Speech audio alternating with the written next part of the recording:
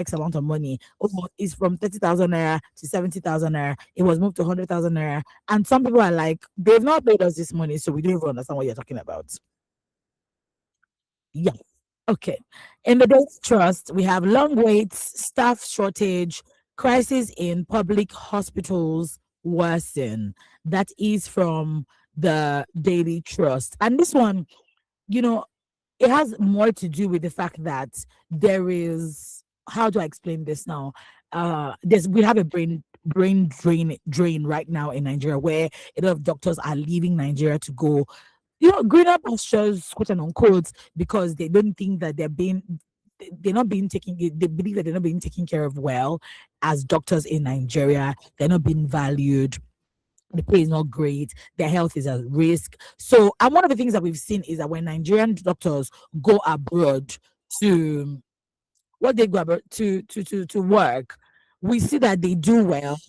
Most of the amazing monumental feats that have been made in the medical field across the world, you will hear a Nigerian man's name or a Nigerian woman. You will shall see it. So one of the things, we know that we achieve, we know that we're intelligent, we know that we are extraordinary, but when it comes down to what we do, like taking care of our talents, taking care of yeah, because we have incredible talent in Nigeria, taking care of them in Nigeria, that's another ball game entirely. So what this has caused is that when you go to the hospital, rather than it taking you maybe 10 to 20 minutes to see a doctor, maybe it takes you more than that. Quite a few people complain that sometimes they have to be in the hospital, especially like public hospitals, state hospitals, federal hospitals. It takes them like 7 to 8 hours before they attend them to, because there are not enough doctors to attend to this. So if you have like maybe 2,000 people at the hospital and you only have two doctors, there's going to be a spillover.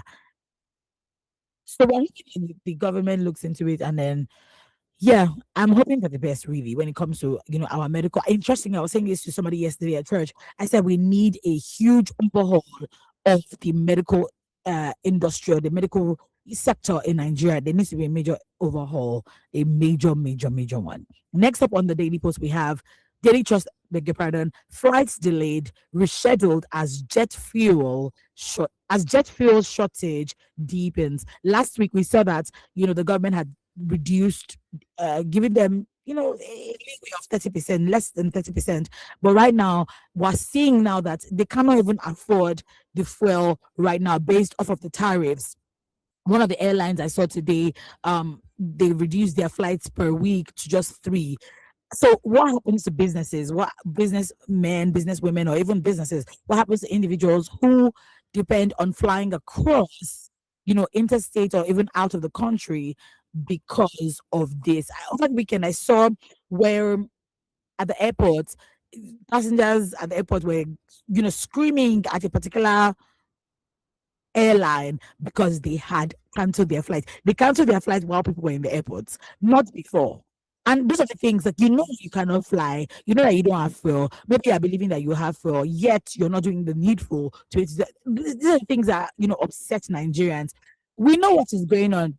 At the end of the day, you quote that the Strait of Hormuz is what's causing all of this, but there's a better way to be able to tell people that look, we need to be to inform people that their flights are cancelled, or inform people that they cannot fly. I mean, there's some, that's what the issue is, the lack of duty of care, when it comes to how we are told these things. That's always my issue. Anyway, moving on to the Vanguard newspaper, we have Nigerians switch to local wares as cost of foreign made okrika soar. This was funny when I said it, because we know that a lot of us, a lot of us listen to, we buy foreign wear. I mean, look at me now. I'm at the studio. I'm wearing a top. I'm wearing palazzo pants. So I'm wearing Ankara trouser, right? So I've tried. But for the major part, our official wear isn't our traditional Ankara, Ashoke, lace. It's not that. It's, English wear. And so people are now wearing Ankaras because English wear is getting expensive.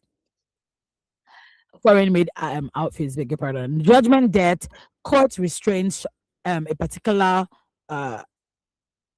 supermarket directors from selling shares and assets. Next up, we have Premium Times. Top APC official mocks article for sleeping during Ibadan opposition summit. If you saw this, I'm sure you also saw, the pushback on social media because quite a few people said, "Oh yeah, he's sleeping. How does he want to rule the country?" Which is a legit or valid concern. But on the other hand, we also saw people bringing up President Tinubu's sleeping pictures as well, saying, "Look, if you're going to say this person is sleeping, the other person is sleeping too. So let's not be selective. Let's not have selective amnesia all of a sudden." Next up, we have no new tax on vehicles, says the Nigerian Revenue Service. Moving on, we have the Nation newspaper, Ekiti APC. Ekiti APC Guber aspirants challenges disqualification at appeal court. Next up, we have Bauchi APC Guba primaries. I'll abide by free, fair, transparent process, says Tugar. The cable newspaper, we have FCT teachers suspend strike after Wiki's intervention to resume on Monday. Some schools have resumed. At least my kids' school resumed this today. So yeah, that's a step in the right direction because children will be home. What? NBC rules Obi Kwankwaso with presidential ticket ahead of primary deadline. I'm going to ask our analyst this morning what he thinks about this. Daily Post, we have Lagos Task Force arrest 50 suspected hoodlums during sanitation exercise. We're going to get into the sanitation exercise as well this morning. Insecurity, troops rescue kidnapped victims, recover 8 million naira ransom in Plateau. Yes. Yes. Love to see this kind of news. In the Tribune newspaper, we have World Malaria Day.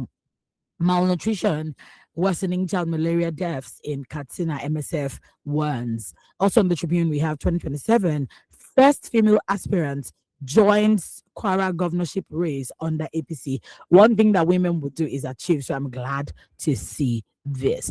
Pen, we need to see more inclusivity and representation of women in politics. In the Pen pushing newspaper lastly today, Abubakar Atiku dozes off at Ibadan opposition parties summit. Next up, last we have Abeokuta North local government chairman boast of securing 1 million votes for Tinubu's second term ambition in Ogun State. Those are the headlines this morning. What you want to do well to get you a copy, but better still, you want to get into it with us this morning as we tackle the ones that caught our eye this morning. With that being said, we are getting into the headlines this morning with our analyst who's already here. Hi, Emmanuel. Good morning. Hi, from me. Good morning, and another beautiful Monday morning. I'm sure you did Yes. enjoy your weekend, and well, I don't know whether you are using a particular network, but at least you are glowing this morning. Emmanuel gets me. Emmanuel can watch me. Hi. How are you? Hope you're good. How was your weekend? Yeah, I'm fine. I think I actually had a restful one because I had to pick up myself and ensure that my health is in good shape. So I had Yeah. to take a back step from activities. But we're good to go again. Yeah, it's good to see you. It's good to see you. Rose isn't here this morning. She's not feeling well, so yeah, well, she's not here. For our callers, I will call and say, "Where is Rose?" There you have it. The number to call is 07917 09155 but the phone lines are not open. When it's time, you can call in. Okay, let's get into it. Remember that we are live on YouTube at WFM 917, and you can listen to us live via our website www.wfm917.com. Okay, I'm trying to see which one to do first. Emmanuel, over the weekend, we had the first monthly sanitation in 10 years, like after a 10-year break. And there were different, I was on social media over the weekend, and there were different reactions to it. Some people say that it's a step in the right direction. Some people are like, go a step in the right direction because we did it. I couldn't work. I mean, I left the house at about 10 o'clock and the road was busy because it felt like everybody just, oh, we can move now. Everybody just moved on the road, and we're moving about. Some people think it's a step in the right direction because they say Lagos needs to be clean, especially being that it seems like we are now in the raining season and we don't have our drainage system is bad. The roads are clogged. there's death on the road and things like that. On the other hand, some people say they couldn't start their work because of a lack of vehicles. But on social media, for the major part, people were like, the deaths that they put on the road when the rain came on Sunday morning, it washed it back into it because they were not packed. So it sort of like contradicts or is counterproductive, basically. Though the governor of Lagos State and the commissioner for environment and water resources said that, every single pile, that's Tokumba Wahaba was like every single pile was taking different things. But I would like to get what your thoughts are on this. Do you think that this is a step in the right direction? Interestingly, before you go ahead, I was reading about Fashola yesterday and how during his tenure he used to plant trees. There were a lot of trees planting, but then when I think it was Ambody that came, as is typical with most of our political figures who are elected in office, they typically just leave, the previous administration's projects and want to do their own, right? But I know for a fact that if there are trees in a community, in a state, in a city, the chances of good air are higher. The chances of cleanliness is higher. There's clean air. The place is not smelling. Those kinds of things. But do you think this is a step in the right direction, or is like, what's all this? Is it eye service? What's all this nonsense about doing? Yeah, go ahead. It's not eye service. Is it a step in the right direction? Only time will tell. But one thing before I proceed is, I think one of the most visible commissioners in Lagos State has been Tokumbo Wahab, always striving, always ensuring that things are done. But the problem or the challenges of Lagos is beyond one man. Just like the problem of the power sector was beyond Adelabu, who was the former minister for power. The truth about what we are dealing with in Lagos is not the environmental sanitation. It is the lackadaisical attitude or the non-planning of waste management in Lagos State. See, Lagos is not a city, it is a mega city. And for every mega city, as it develops, you develop waste management system that works and that would ensure that the mega nature of the city is being put into practice when this waste management system is being developed. I see the environmental sanitation not as a law, but as a decree, because all this environmental sanitation started during military regime. Yeah. Which mega city or which city in the world does this? They should give me 20 examples of cities who have clean, safer, and greener environments that does this. Lagos is the commercial nerve center of the country. And for every 10, 5 minutes that the city is put on lockdown, money is being lost. Let me put it to you this way. Mondays to Fridays are one of the most hectic days for Lagosians. Saturdays, this is when most Lagosians try to make market run or do one or two things. And now the last Saturday of the month, we are taking it 2 hours away from them. 2 productive hours. When I mean productive, the human nature tends to be productive early in the morning. But yeah. 2 productive hours, we are taking it away because we want to clean the city. That's when I said I can't judge whether it's a step in the right direction until I see it over a period of time. Will Lagos be cleaner? Only time will tell. What will happen to Lagos? Because we come out every last Saturday of the month to do environmental sanitation, are we going to get a cleaner and greener Lagos? Only time will tell. It is good for citizens to be accountable, and I've been a fan of citizens being accountable for their immediate surroundings. But I've never been a fan of locking down a city. I'm still having issues that we lock down cities during the election. And now we are locking down for environmental sanitation. Come on, this is not 1984 or 1972. This is 2026, for crying out loud.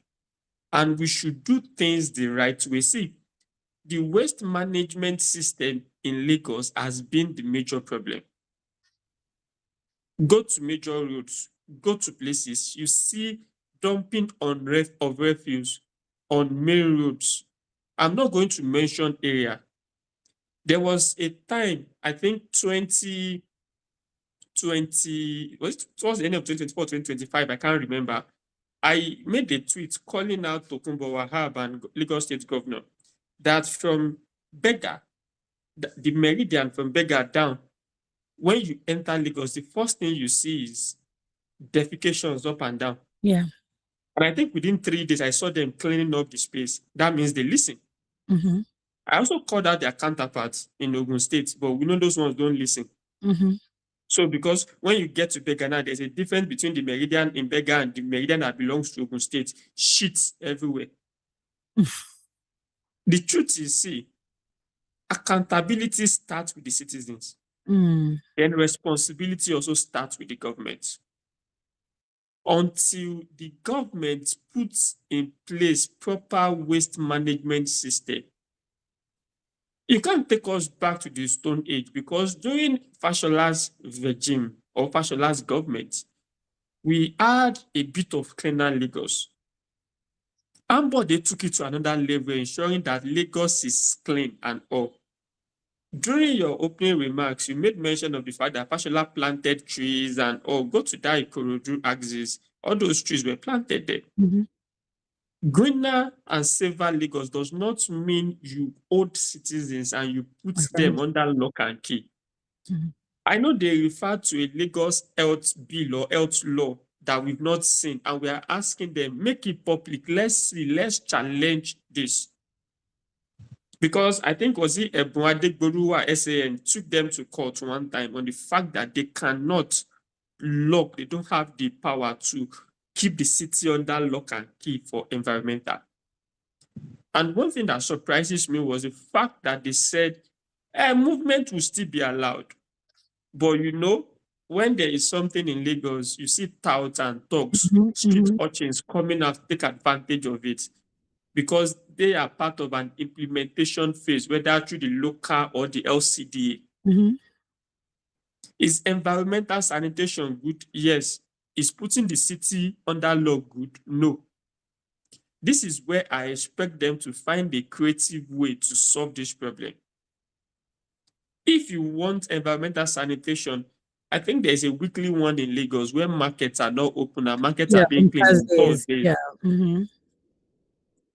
So if the ones you are doing on Thursdays does not have effect, with the ones on Saturday have effect, people, we know that this is when people feel like, oh, community can bond, you can see your neighbors that you've not seen, talk to them, blah, blah, blah, which is good.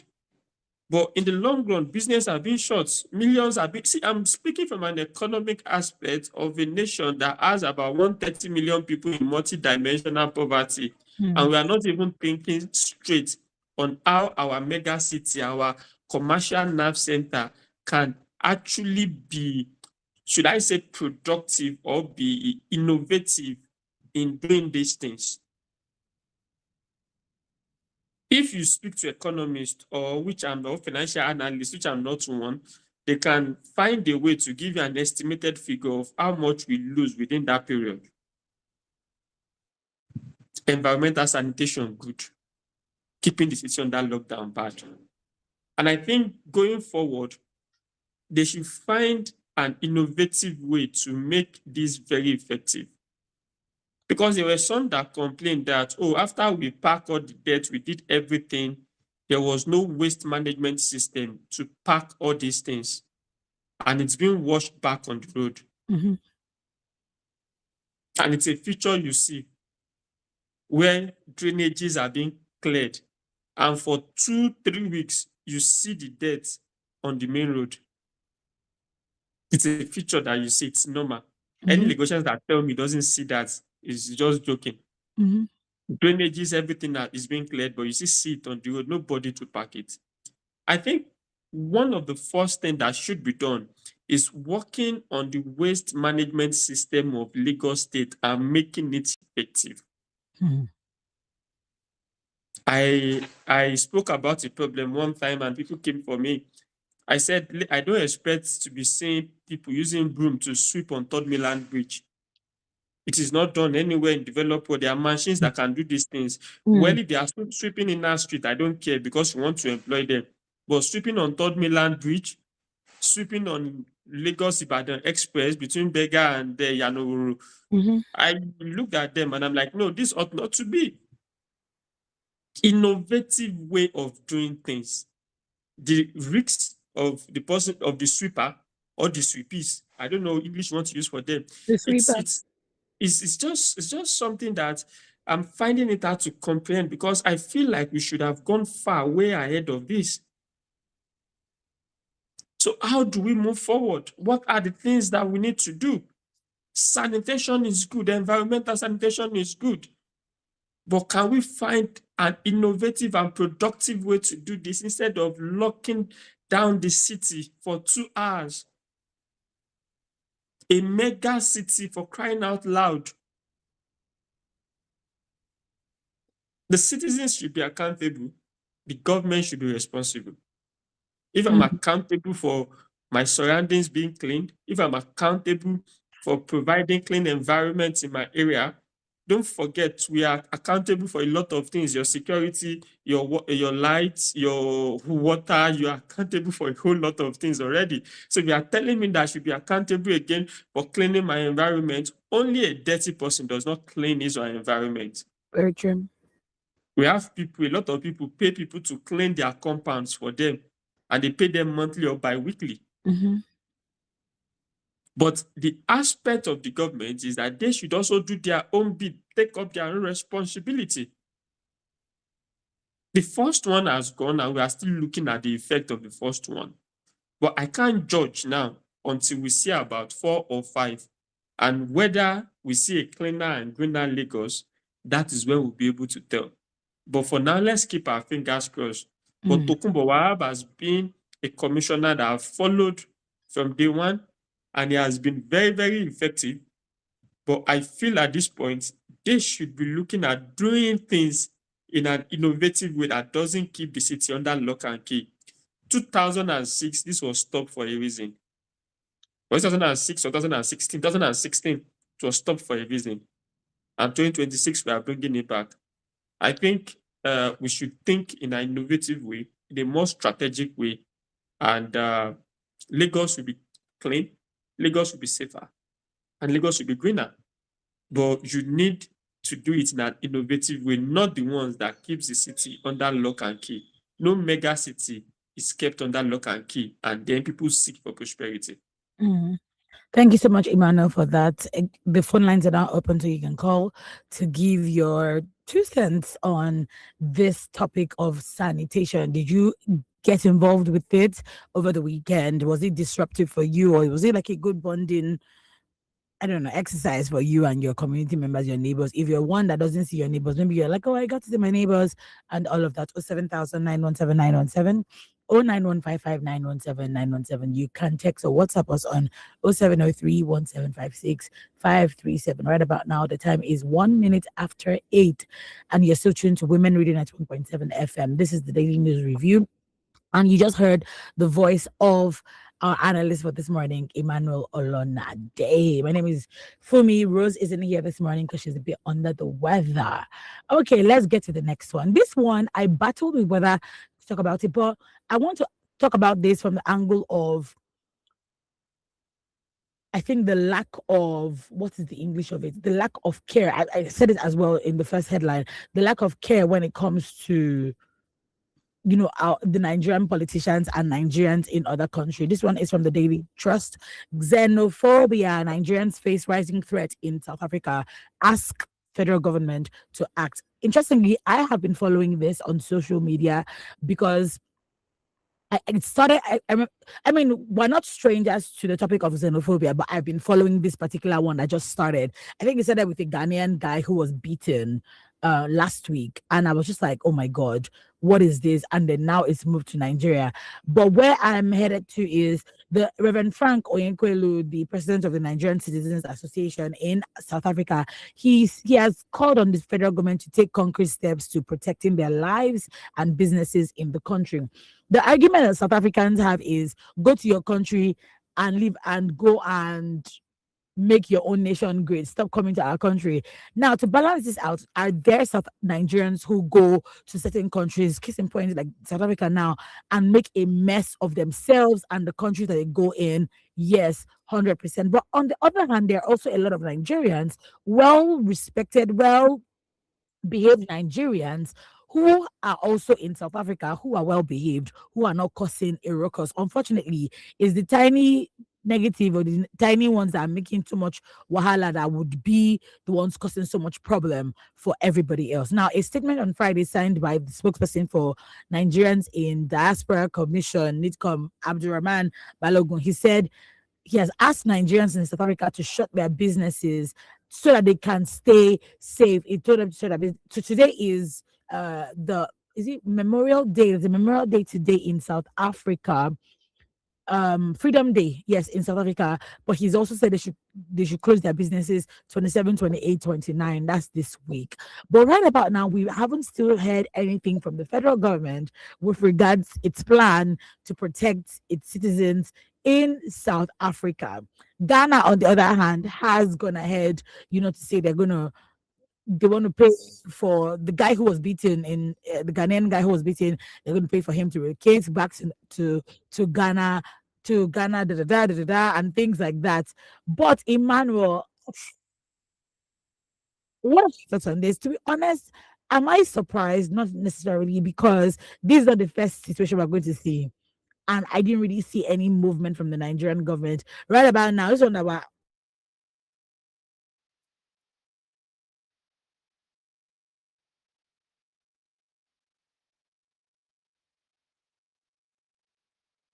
Well, first and foremost, if you are looking for Nigerian government, I want to let you know that your Minister for Foreign Affairs resigned to go and contest for governorship, to go and contest for governorship seat in a state. So you guys don't even have a Minister for Foreign Affairs. Very dangerous. Number one, before we had ambassadors, it was crazy. Now, even the minister that governs the ministry, we don't have one.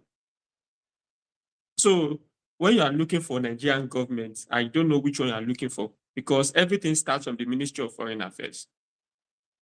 But before I come back to our own dirty clothes, let me just say this to the South Africans.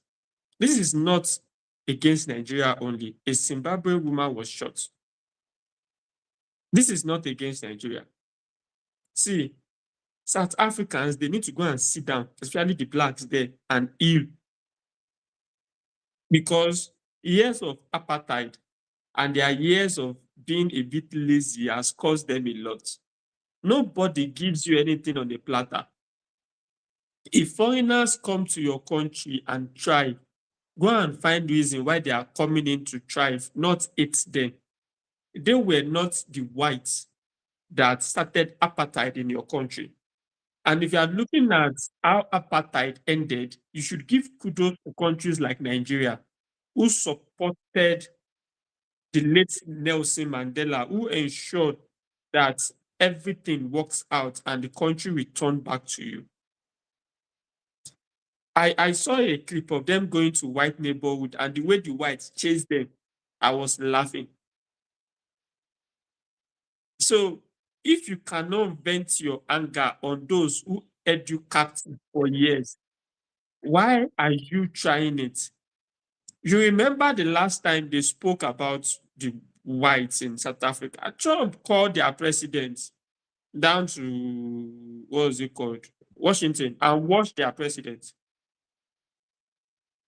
It's only a bully, a small bully, that goes after people who are not bullying him, whereby the bigger bullies are there bullying him every day and laughing at him, but he can't retaliate. It is only a man of small means that xenophobia. This is not the first time it's happening. But it's a shame that my country always acts late. The South African High Commissioner to Ghana has been summoned. There has been diplomatic establishment. The South African government is apologizing to the Ghanaian government. But giant of Africa, we can't get one. Do you think they rate you people in the scheme of things again? See, gone are the days of certain presidents when you guys have levels in the outer space and they see you as a threat. They see Nigerians as power. People look at you now and laugh. It's only we that will look at ourselves and feel a sense of pride. People look at us in the outside world there and laugh. Do you think it will have been possible that Donald Trump is populous black nation on earth? We have been slammed with restriction up and down. Do you think it can be done in some certain government that we've had? We might still be young, but we've seen some certain government in Nigeria that has the balls and stand up to anybody. We are a country now seeking validation up and down. And do you think they will respect us? Respect starts from those who you put in leadership position. That's why some of us always cry, don't put the worst of us in leadership position. If they respect you, don't forget there was a time Burkina Faso had our C1 Hercules, Charlie, C130 in Burkina. And then we had to dispatch our former minister for foreign affairs and delegates to go and engage them to release men of the Nigerian Air Force who were on a mission, on a repair mission to Portugal. Do you think that would have been possible in time past? We speak history of Nigerians, what Nigeria has done for other African countries. That is history. But what are we doing now? Where do we stand? Do they even rate us? Because if they rate us, they will be afraid to do something to Nigerians because they know what Nigerian government will do. But when we talk now, Nigeria Diaspora Commission, what's their own name? We say some are from one tribe, some are from another tribe. You see, so they even see the infighting between you as a country. They see you washing your dirty clothes in the public, and they know you don't even have your house in order. They know that we just need to put in a name, and then next thing we are seeing is they are saying, oh, this is from this particular part of the country. This is how they do. This is how they do. Very problematic things we put ourselves into as a nation. And we want respect. I laugh. They see us. They know our house is not in order. And it's a shame because means of livelihood is being lost. Nigerians are suffering. But there's no Moses crying for them, saying, let my people go. That is the irony. We need to put our house in order first before people respect us. Look at the Ghanaian government acting. Other governments are acting. But the previous, I don't want to say now, the former giant of Africa is sleeping. And when a giant sleeps, graft takes over the community. Because in time past, nobody could mess with us as a nation. But now we become a laughing stock to them. I can only tell Nigerians there, please just keep your head low. And if you can move, please move. No greener pasture is worth you losing your life for. If you think the grass is green on the other side, you need to be alive to experience that green grass. You need to be. But I don't even blame them. Who wants to come to the country where there is insecurity? It's just a whole lot. And I feel at this point, maybe starting this week, the government will be proactive and not reactive. And let's hope that they are really proactive. But it's a shame that this is happening in the 21st century. It shows the backward nature of thinking of some of the people we thought actually should think far and should be intelligent. And I think maybe some South Africans should be schooled on how the world works, that the world does not reward laziness, it rewards innovation, it rewards enterprise. And if people are coming to your community and taking over, there was a time it was Nigerian men taking over South African women. And then we laughed that off. We said, oh, that's the nature of Nigerian men. Now you say Nigerian people are taking over their business. Excuse me. If you sow in the land, you are going to reap an 100-fold as long as God blesses what you are doing.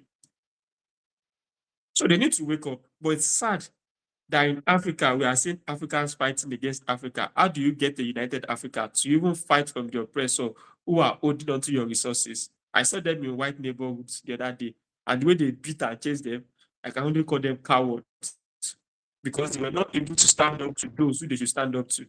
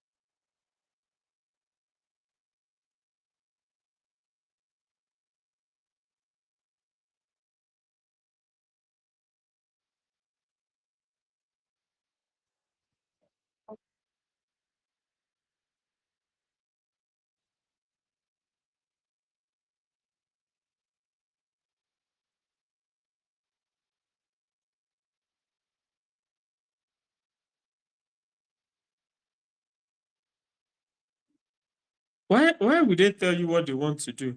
Last election, they released manifesto, told you what they wanted to do. And you guys voted for someone that not even attend presidential debates, that not tell you what he wants to do. So why the president has been said, and for 2027 election, it's a make or mar for some politician. I think one thing is that every political party will woo Peter Obi because for the first time in Nigeria political history, we saw people who are not affiliated to a political party but affiliated to a cause. Labour Party was the bride of and the darling of everybody that they wanted to take on a date prior to 2023 election. But Obi left Labour Party, and where is Labour Party today?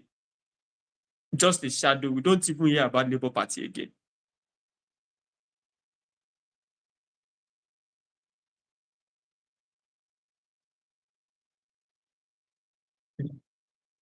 The death of, see, if Obi had not left Labour Party would not have survived.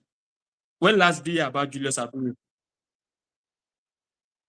Because see, I think one of the mistakes of political gladiators with the ruling party is causing crisis in opposition party, not knowing that the crisis can unite opposition leaders.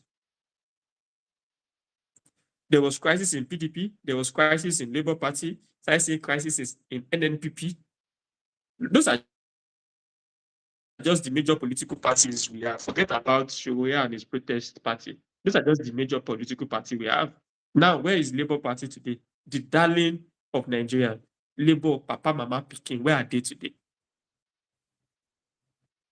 Now, the ADC was gaining momentum until Obi moved in finally to the APC, to the ADC, and the momentum went high. I don't know what he carries, but he carries something alongside him that spark up political parties. And the truth is, NDC will Obi, NDC are looking at the fact that the way it is going, if Obi does not get the ticket, we also need our party to come up. And if we can give the ticket to Obi and Kwakwaso to come in, it's going to mean a lot to them. That is why they are looking at it, and we are watching the declaration going on in ADC. I've said on this platform, no external factor can kill a political party fully unless it is self-sabotage and it's self-implode. Look at political parties, PDP, Labour Party, that have gone almost to the grave, except a miracle happens. It was from within. The leadership tussle, they start from within. The success and the stability of the coalition rest on them getting their primaries right. And as it stands, we are seeing different tilting. The Atiku Abubakar who wants the ticket, the Peter Obi who wants the ticket. And let me tell you the analysis. Most young northern politicians are looking at it that this is the turn of the South. If we give Obi to complete 4-year tenure, I think you have a call. If we give Obi to, okay.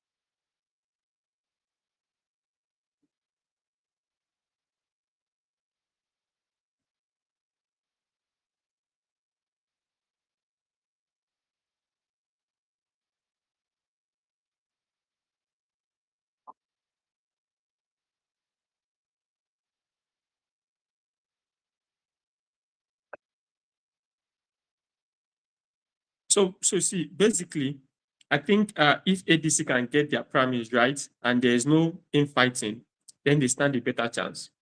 But if there is a split in ADC, then forget about it. Now, men must drop their ego and look for candidates who will win elections for them. Look for the right combination of people who win elections for them. I think maybe Atiku has his right to always contest. But I will tell you that this is 34 years that Atiku has been vying for the post of the president of Nigeria. 34 good years. He has been vying for the post of president of Nigeria. I don't know, but I think maybe sometimes you need to just call it quits and do something that would enable people remember you not as a serial contestant, but as someone who maybe drop his ambition for Nigeria to move forward. Because it's going to be a whole lot.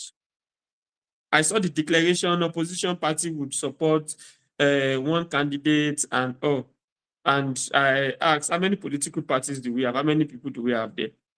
If Kwankwaso moves to another political party, he moves with his Kwankwasia movement.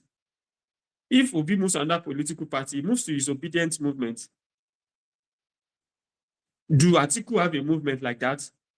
Do Amechi have a movement like that? No, they rely on structures of political party. These are people who dealt politics in a way that it's not about the political structure. It's about a movement, people who follow them. Whether they win the election or they don't win the election with it, it's going to be in history that they galvanized and pull people without a political structure and who remain loyal to them. The problem they are having with the obedience and is their loyalty to a cause, and that their cause is Peter Obi and Kwankwaso. Do Atiku have people like that? Do Amechi have people like that? So as I said, they need to sit down and ensure that if it's Atiku that will get the ticket, every one of them must support. If it is Obi that gets the ticket, every one of them must support. But some northern politicians will argue that if the ticket comes, people like Kwankwaso comes to the north to Atiku now, that means Kwankwaso does not stand a chance again to contest for that post. The likes of El-Rufai, they don't stand a chance again to contest. Because if Atiku peradventure wins, that's an 8-year period. And it comes back to the South. So that means for 16 years, they are locked out. How old are they now that you want to lock them out of this? So every political actor is calculating his move rightly. Some are looking at it that Atiku getting the ticket means automatic retirement for them, but eventually he wins.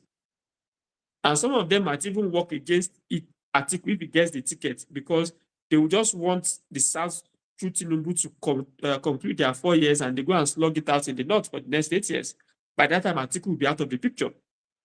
Some of them will be thinking, oh, let's give it to Obi or Amechi, someone from the South, so that they can just do 4 years and then it returns to us. People like Kwankwaso will be thinking about 2031, how to position themselves, how to get the Southerners to trust them, while they also hold on to their northern base. So it's a tricky game politically. Some are thinking about now, Atiku is looking at his last chance. Others are looking at, oh, let's just balance it and hold on to 2021 where we can have power for 8 years and all. So it is a lot of calculation, and don't see a lot of backstabbing will happen.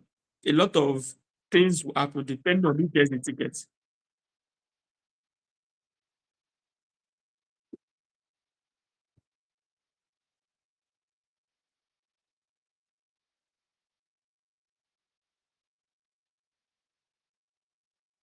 I don't know.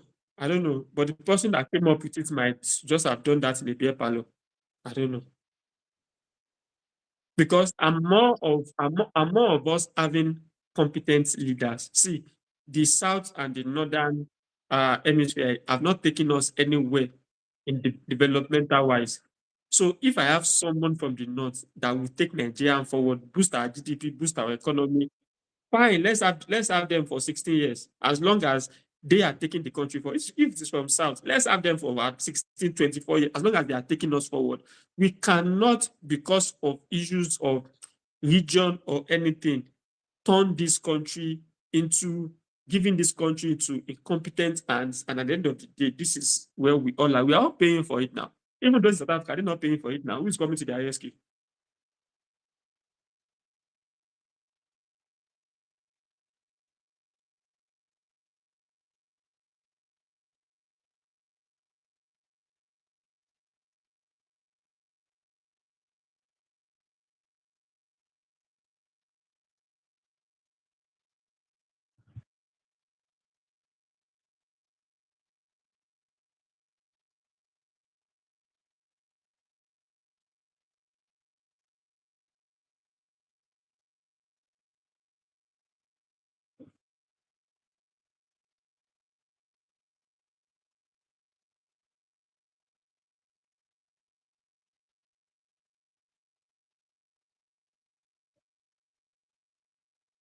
Thank you for having me.